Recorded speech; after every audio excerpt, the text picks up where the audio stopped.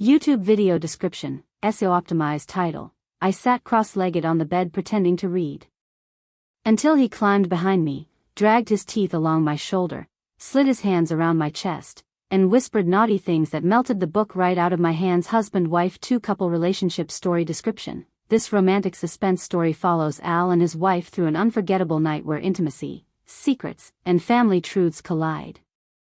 What begins as playful romance quickly deepens into mystery when a phone call interrupts their quiet moment.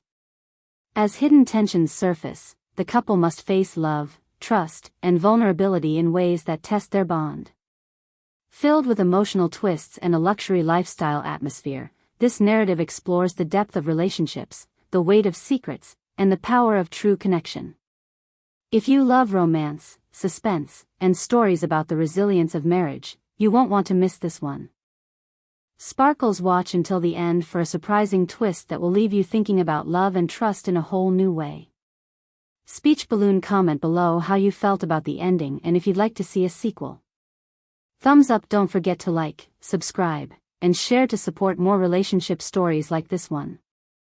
Keywords: luxury lifestyle, romance story, wealth and relationships, suspenseful love story. Disclaimer: this content is intended for mature audiences only. Viewer discretion is advised. I sat cross-legged on the bed with a paperback in my hands, pretending to read the same line over and over again. The lamp on the nightstand threw a warm, golden glow across the room, and everything was quiet, too quiet. My heartbeat wasn't steady like it usually was when I was lost in a book. No, it was racing because I knew he was watching me. My husband, Al, had that way of filling a space without saying a word, letting me feel his presence before he ever made a move. We'd been married long enough to know each other's habits, yet still young enough that every evening carried a sense of surprise. Tonight, it was like waiting for a storm you knew was about to break, but in the best possible way. I told myself to focus on the words on the page, but the truth was I wasn't reading anymore, I was waiting. I heard the mattress shift ever so slightly behind me. He was quiet, deliberate. That's how Al always was when he wanted to catch me off guard. Then I felt the heat of his body before I felt his touch. A slow shiver ran down my spine. My breath hitched. His teeth grazed my shoulder with the gentlest drag, not enough to hurt, just enough to ignite every nerve under my skin. I held onto the book like it was a lifeline, but I already knew it wouldn't last long in my hands.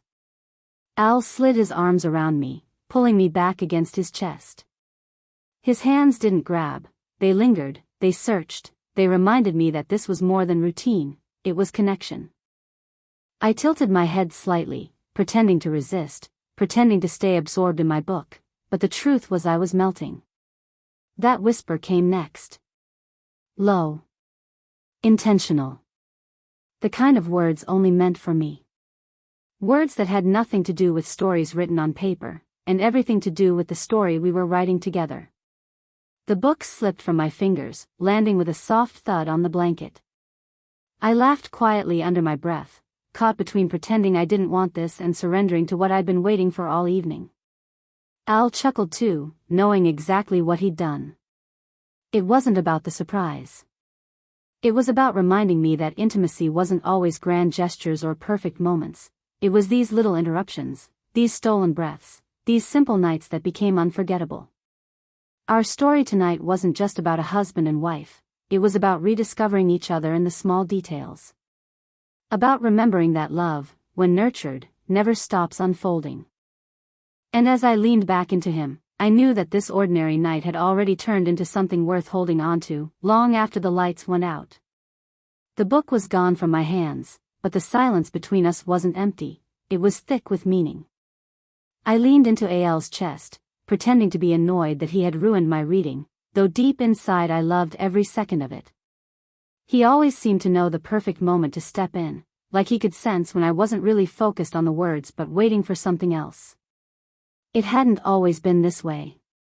In the early days of our marriage, we were still learning how to balance everything: work, friends, late nights, tired mornings. But lately, something had shifted. Maybe it was the comfort of routine, or maybe it was how well we had come to read each other without speaking. Either way, Al had this way of reminding me that love wasn't meant to be quiet background noise. It was meant to be felt, noticed, lived.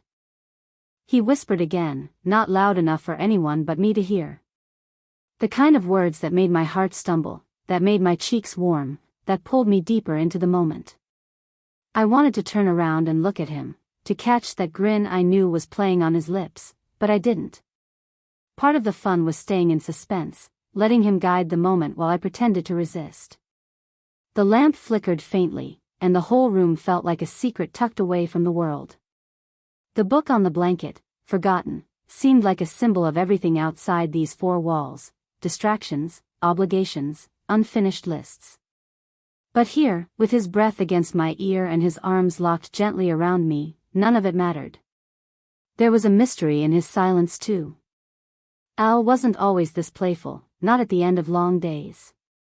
Sometimes he came home tired, distracted.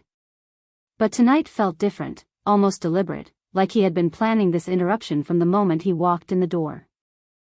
It made me wonder, what was on his mind? Why tonight? I let out a soft laugh, trying to steady myself, but the truth was I didn't want steadiness. I wanted the thrill of not knowing what he'd say next, or how far he'd push this quiet game of his. And that's when it struck me, marriage wasn't about the years already behind us, but the surprises that still waited ahead. Tonight, whatever Al had in store, I wasn't ready for it to end. Al's arms stayed around me, but there was something different in the way he held me. It wasn't just about closeness, it was like he was grounding himself, holding on to more than just my body. I could feel the weight of his thoughts, even though he wasn't speaking them out loud. That's how I knew something lingered beneath the surface tonight, something he hadn't said yet. I tilted my head slightly, still not looking at him, but listening for the truth hiding in his silence. "You're quiet," I whispered. "Even when you're not." He gave a low laugh, the kind he used when he wanted to dodge a question. But the tension in his grip told me the laugh was only half true. It wasn't unusual for Al to carry the stress of his work home. He'd always been the kind of man who kept his worries to himself, thinking he was protecting me.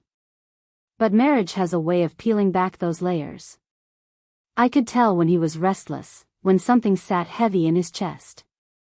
Tonight, in the middle of our quiet game, I realized this wasn't just about romance, it was about timing. He wanted me softened before he said whatever it was he was holding back. And then, almost without meaning to, my mind went to the little things that had been happening lately. The late nights. The distracted eyes at dinner. The phone calls he stepped out to take. I had brushed them aside, trusting him, not wanting to build a storm out of small clouds. But now, feeling the urgency in his embrace, I couldn't help but wonder if those clouds had been warnings all along. I stayed still, playing along, pretending to focus on the warmth of his breath and the teasing of his words, but inside I was piecing together questions I hadn't dared to ask.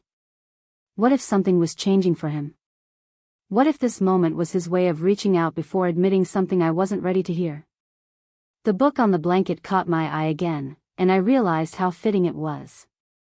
I had been pretending to read earlier, skimming the surface of words without truly absorbing their meaning. Maybe that's what I had been doing with us these past few weeks, looking, but not really seeing.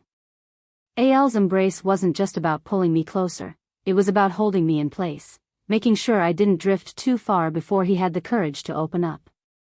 I thought about asking him directly, breaking the suspense, but I didn't. Part of me wasn't ready to know. Part of me wanted to stay right there, between the comfort of his arms and the edge of a truth waiting to be spoken. That's the dangerous beauty of intimacy. It gives you enough warmth to ignore the shadows for a little while, even when you sense they're growing.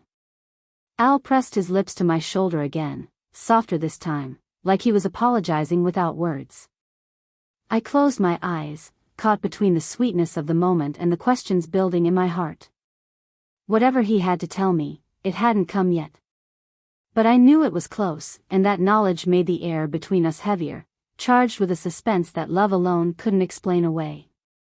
The room felt smaller now, though nothing had moved except us.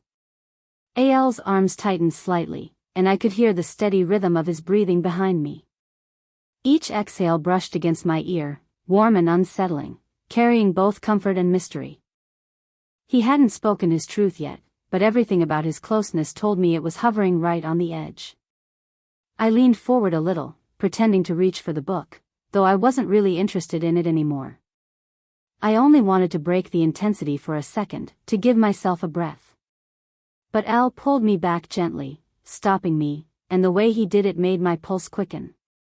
It wasn't playful now, it was deliberate, a silent plea for me not to slip away before he was ready.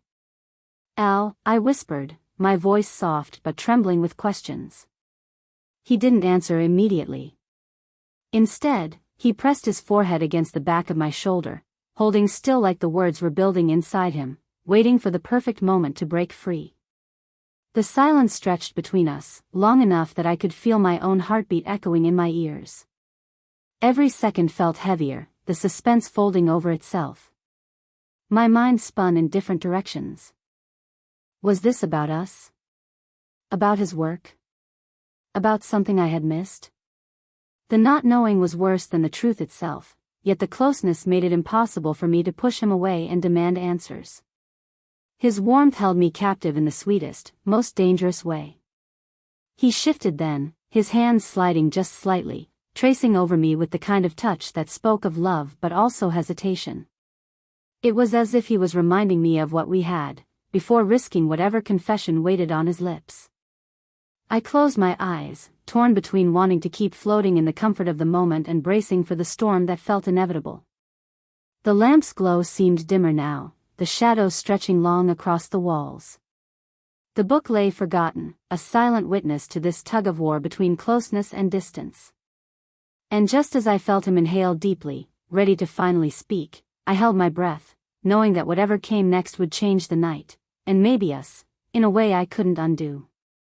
Al's breath lingered on my skin, warm and steady, but I could feel his heartbeat against my back. It wasn't steady at all. For a moment, I thought the silence had broken him, that he would finally pour out what he'd been holding in. But instead, he pulled back just enough for me to sense the distance, even though his arms were still around me. It was the kind of space that felt louder than words. "Al," I said again, more firmly this time, but before he could respond, his phone buzzed on the nightstand. The vibration shattered the fragile stillness of the room. He froze, and so did I. It wasn't the sound itself that made me tense, it was the way he reacted. His body stiffened, his grip loosened, and in an instant the warmth between us changed into something colder, sharper. He didn't move to grab it. He didn't even look at it. But I could tell, by the way his jaw tightened near my shoulder, that he knew exactly who it was. My pulse quickened for reasons that had nothing to do with his touch. The buzzing stopped, leaving behind a silence heavier than before. I tried to pretend it hadn't unsettled me, but I couldn't stop the thought racing through my mind. Who was on the other end of that call? And why did Al look like he'd been caught? I shifted slightly in his arms, enough to glance at the phone, but the screen had already gone dark. "Are you going to answer that?" I asked, my voice quiet, though the tension underneath it betrayed me. He shook his head, pressing his lips against my shoulder again, trying to pull me back into the comfort of the moment. But I couldn't let it go.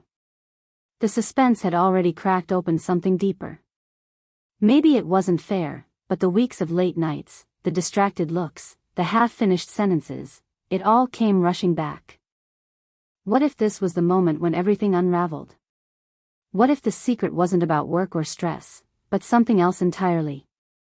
Al's silence was louder than any confession. He kept holding me, tighter now, as if he could keep me from slipping away with just the strength of his arms. But closeness without answers felt like a fragile shield, and I wasn't sure how long it could hold. I wanted to believe him, to trust that the mystery wasn't betrayal but something else, something explainable. Still, the image of that buzzing phone burned in my mind, the unanswered call sitting like a shadow between us. My heart raced not only with the suspense of his touch, but with the fear of what might come next. And then, almost too softly for me to catch. He whispered, "I didn't want it to happen like this." The words sent a chill through me, not because of what they meant, but because they confirmed what I had already suspected. Something was coming, something that would change the story of us. And I wasn't sure if I was ready to hear it. The air between us felt like it might break. Al's whisper, "I didn't want it to happen like this," hung heavy, and I turned in his arms at last, facing him fully. His eyes were shadowed in the dim lamplight, torn between love and something he couldn't hide any longer. I searched his face for the truth, bracing myself for the worst. "It's not what you think," he began, his voice low but urgent. "Those calls, they're not from anyone else. They're from a lawyer." The words startled me, sharp as a blade. My mind spun, every fear rushing in at once. Divorce? Betrayal? But his hands tightened around mine quickly, steadying me before I could pull away. "No," he said firmly, reading the panic on my face. "It's not about us. It's about Dad." The weight of his confession sank in. His father, the man who had always seemed unshakable, was sick, and Al had been hiding the truth, afraid of how to tell me. The late nights, the distance, the secrecy, it all made sense now. My chest ached with relief and sadness, two feelings colliding at once. I pressed my forehead against his, tears stinging my eyes. "Why didn't you just tell me?" I whispered. His voice broke as he admitted, "Because I didn't want to bring pain into this room. I wanted our nights to stay, ours." For a moment, the weight between us lifted. The fear of betrayal dissolved into something else, love wrapped in grief, intimacy layered with truth. We held each other tightly, letting the silence finally mean safety again. The book on the bed lay forgotten, but now it symbolized something new, our unfinished story, still waiting to be written, even through hardship. But just as I let myself breathe, the phone buzzed again. This time Al reached for it, his jaw tightening as he read the message. He looked at me, conflicted, and handed me the screen. My eyes widened. It wasn't from the lawyer, it was from a number I didn't recognize. The message was short, but it shattered the fragile peace we had just found. "We need to talk. She knows." The words burned into me, reopening every question I thought I'd buried. Al's face went pale, and in that instant, I realized our night wasn't ending with resolution after all. The story had only shifted into a darker, deeper chapter we hadn't expected. Al's eyes stayed fixed on me, the phone still glowing in my hands. The message, "We need to talk. She knows," cut through everything we'd just untangled. For a heartbeat, I didn't breathe. My chest was tight, my mind racing. "Who is this?" I asked, my voice trembling, careful not to accuse but desperate for clarity. Al leaned forward, his face pale but determined. "It's my sister," he admitted quietly. Relief mixed with confusion rushed through me. He continued before I could speak. "She's been pushing me to tell you the truth about Dad. She knows how close we are and she didn't want you finding out from her by accident." I sank back, the weight of his words finally settling. The suspicion, the fear, the questions that had nearly broken me, they weren't about betrayal. They were about love and family, tangled in secrecy because Al had been trying to protect me from the hurt. "You should have trusted me with this," I whispered, softer now, the anger dissolving into sadness. He reached for my hand, holding it firmly. "You're right. I thought I was shielding you, but I was only shutting you out. I don't want to do that again." The room shifted then. The tension that had hovered for days, maybe weeks, gave way to something more real, vulnerability. We weren't just two people tangled in romance anymore. We were a husband and wife facing life's shadows together. The intimacy of that truth was stronger than any whisper, any playful touch. I curled into him, resting my head against his chest, hearing the steadiness of his heartbeat return. For the first time all night, I felt grounded. The lamp's glow bathed us in warmth, the phone dimming to black beside us, no longer a threat but just a reminder that real life doesn't pause for love. Instead, love carries us through it. We sat there for a long while, neither of us speaking, but everything finally said. The book still lay untouched, the story I had pretended to read left unfinished. But I realized then, we were writing our own story, chapter by chapter, through both laughter and shadows, romance and conflict. And tonight, even with its twists, would be one of those chapters I'd never forget. Love isn't perfect. It's messy, unpredictable, full of surprises we don't ask for. But in the end, it's the courage to stay, to listen, and to trust again that makes it worth holding on to. And as the night stretched on, I felt certain of one thing: no matter what came next, we would face it together.